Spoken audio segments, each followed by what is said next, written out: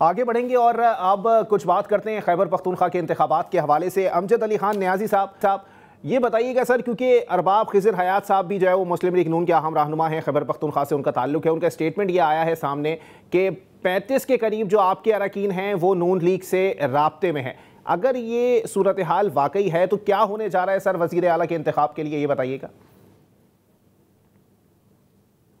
کل دودھ کا دودھ پانی کا پانی ہو جائے گا جی، اور انشاءاللہ تعالیٰ انہیں بھاری اکثریت کے ساتھ شکست فاش ہوگی۔ تمام لوگ جو پاکستان تحریک انصاف کے ساتھ وابستہ ہیں وہ عمران خان کے حکم کے مطابق سہیل افریدی صاحب کو ووٹ دیں گے، اور ہم پہلے بھی کہہ چکے ہیں کہ یہ جتنی بھی سازشیں کر لیں وہ لوگ کھڑے ہیں اور کھڑے رہیں گے۔ اب ان سے بند تو کچھ پا رہی، ایک ہی بات کر سکتے ہیں، سازشیں کر سکتے ہیں، بیک ڈور ڈرامے کر سکتے ہیں، لیکن انشاءاللہ تعالی دیکھیں الیکشن کمیشن نے کیا زیادتی کی، ابھی الیکشن ہوا نہیں اور انہوں نے آزاد ڈکلیئر کر دیا۔ دیکھیں اس سے یہ مطلب کیا بدنیت ہی ظاہر ہوتی ہے نا، تو یہ چیزیں جمہوریت کے لیے کوئی مناسب نہیں ہے، بلکہ جمہوریت اس سے کمزور ہوتی ہے۔ جمہوریت تو یہ تھی کہ مینڈیٹ کو مانا جاتا تاکہ جمہوریت آگے کی طرف بڑھتی اور پنپتی، مضبوط ہوتی۔ یہی تو ہم کہہ رہے ہیں نا کہ جب 15 سیٹوں والوں کو 200 سیٹیں دے دی جائیں تو وہ اس ٹائپ کی حرکتیں تو کریں گے۔ تو امجد صاحب یہ کہنا چاہ رہے ہیں کہ خیبر پختونخوا میں وزیر اعلیٰ کے انتخاب کے لیے آپ کو کسی بھی قسم کے کوئی چیلنجز کا سامنا نہیں ہے؟ کوئی چیلنجز کا سامنا نہیں ہے، تمام لوگ جو ہیں وہ متحد ہیں اور آپ کو کل رزلٹ کا پتہ چل جائے گا انشاءاللہ۔ ٹھیک ہے، راجہ قمر الاسلام صاحب، اطلاعات تو یہ بھی آ رہی ہیں کہ اب اپوزیشن جو ہے وہ مشترکہ امیدوار نہیں لا رہی ہے، تمام سیاسی جماعتیں جو اپوزیشن میں موجود ہیں وہ اپنا اپنا امیدوار لے کر آ رہی ہیں۔ سر کیا وجہ ہے کہ خیبر پختونخوا میں آپ تمام اپوزیشن کو متحد کرنے میں کامیاب نہیں ہو سکے؟ دیکھیں یہ ایک سیاسی عمل ہے اور سیاسی عمل میں ہر سیاسی جماعت کی اپنی اپنی رائے ہوتی ہے۔ اگر یہ کوئی ریجمنٹل ہوتا پروسیس کہ جس کا یہ ہم پہ الزام لگا رہے ہیں تو پھر ایسے نہ ہوتا، یعنی آپ یہ اس الزام کی جو اصل نیگیشن ہے وہ یہی ہے کہ اگر یہ اپوزیشن کی سیاسی جماعتوں کے اپنے اپنے امیدوار ہیں تو اس کا مطلب ہے جو ان کے ذہن میں ہے یا جو یہ اس قسم کی کہانی گھڑ رہے ہیں کہ جی یہ الیکشن کمیشن نے یوں کیا، الیکشن کمیشن نے کوئی اوور نائٹ نہیں یہ ایسے کیا۔ ایک سپریم کورٹ کا فیصلہ آیا تھا جس کو آئے ہوئے کتنا عرصہ ہو گیا، اس کے بعد اس فیصلے کے نتیجے میں الیکشن کمیشن میں ایک مقدمہ کیس جاری تھا جس کا فیصلہ ہوا، اور اتفاق سے وہ ٹائمنگ وہی آ گئی جب جیل سے اپنا گنڈا پور صاحب کو مستعفی ہونے کا حکم ملا۔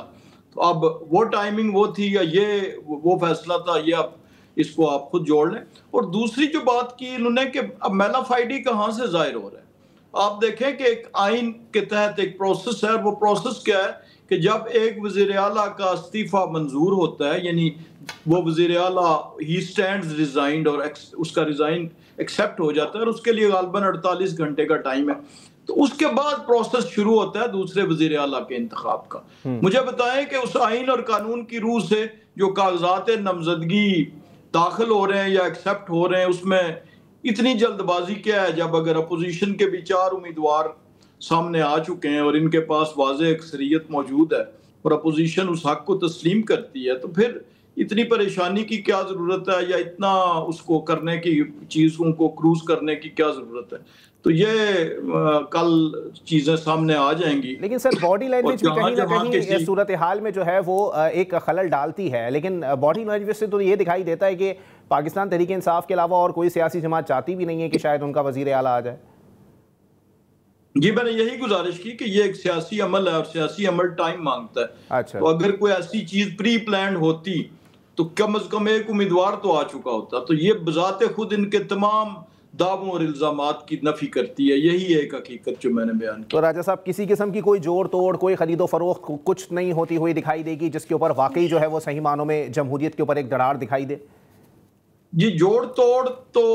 جمہوریت کی ضرورت ہوتی ہے اور سیاسی جماعتیں کوشش کرتی ہیں، اور ٹیکنیکلی چونکہ آزاد یہ ہو چکے ہیں، تو اگر کوئی سیاسی جماعت کسی انڈیپینڈنٹ امیدوار کو کہ جو اپنے مختلف انتخابی نشانات پہ لڑے تھے ان کو اپنے نظریے کے ساتھ، اور اس وقت آپ دیکھیں کہ آئیڈیالوجی کیا ہے، اس وقت ضرورت کیا ہے. ضرورت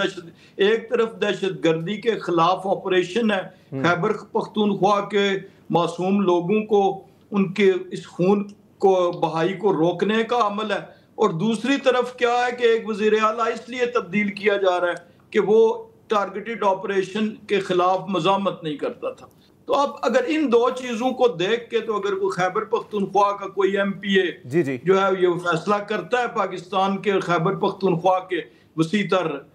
مفاد کے لیے، تو اس پہ کسی کو اعتراض تو نہیں ہونا چاہیے. لیکن بہرحال جیسے میں نے گزارش کی کہ ایسا ابھی تک متفقہ امیدوار کا کوئی فیصلہ نہیں ہوا. بہت شکریہ راجہ قمر الاسلام صاحب مسلم لیگ نون سے، اور امجد علی خان نیازی صاحب پاکستان تحریک انصاف ساتھ موجود تھے. معاملات یہی ہیں